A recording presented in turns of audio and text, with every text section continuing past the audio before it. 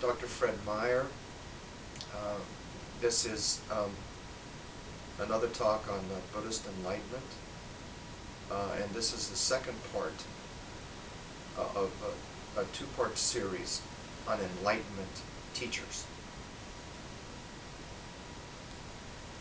So I have talked about teachers who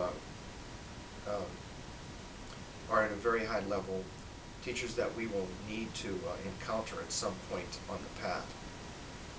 And I would like to tell you a few things that may help you to discern these kind of teachers.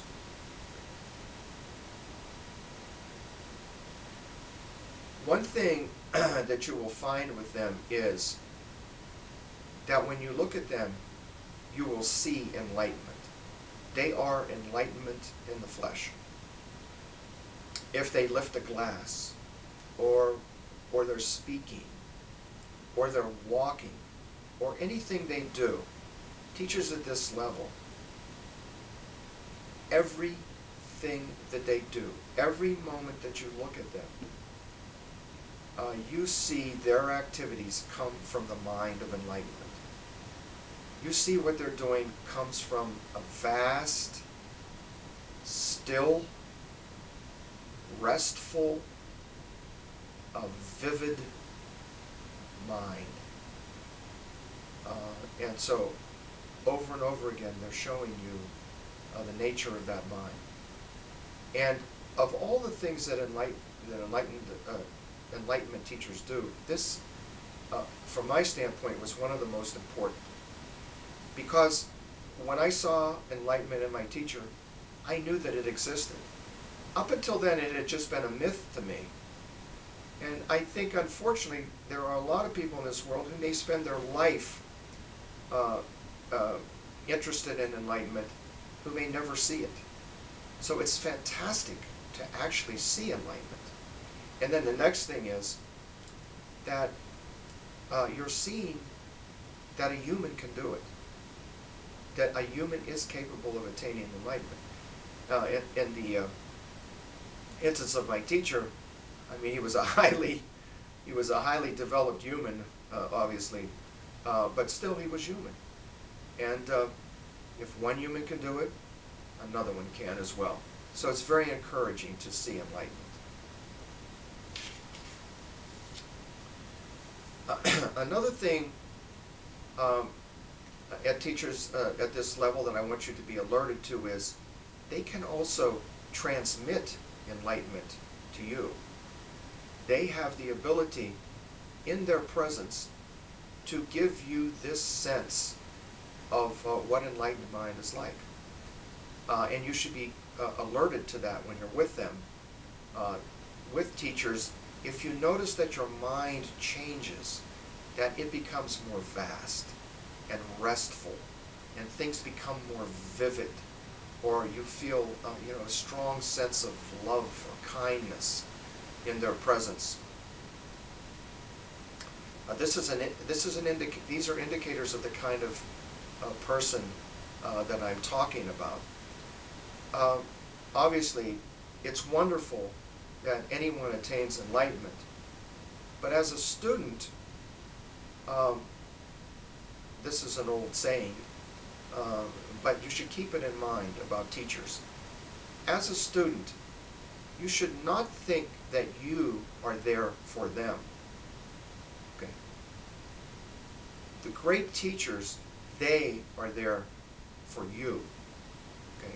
And part of them being there for you is to transmitting the nature of enlightenment to you. That's one of the things they do. That's one of the great gifts of these kind of people. So keep that in mind, okay? If you're in their presence and your mind starts to change in ways you've never experienced before, that's a sign of one of them. Another thing is, and I have to be a little careful talking about this, uh, I don't want you to think I'm crazy and destroy my credibility here, but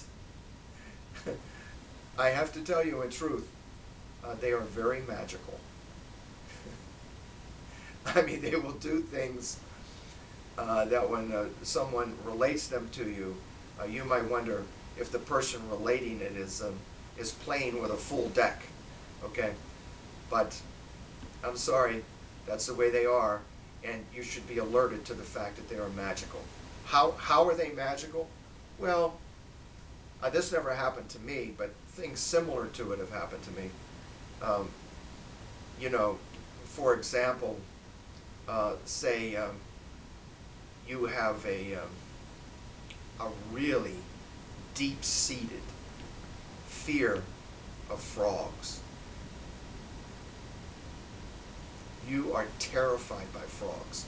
It's a phobia, frogs are. And nothing else in your life reflects phobias and all that, but there's just something about frogs that makes you crazy. Well, maybe some of your really close friends know this about frogs, but your teacher, you've never said anything to him or her about frogs at all, have absolutely no intention of ever saying anything about frogs because they freak you out, okay? And there you are one time, you're with your teacher, all of a sudden, he or she looks at you and said, "What do you think about frogs?" I mean, this is just an example, okay? Or maybe you're really sensitive as a man to some hair loss that you have. Or maybe you're starting to thin a little on the top, and your teacher gets into a conversation about bald men. And you stand there quietly frying. I mean, this is an indication of them.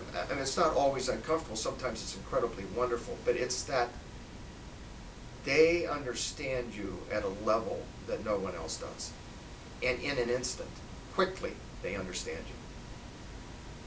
So that's a sign of the magic. Or, and this has happened to me, they say to you in passing, you know, if you speak correctly, clearly, you may get out of a traffic ticket.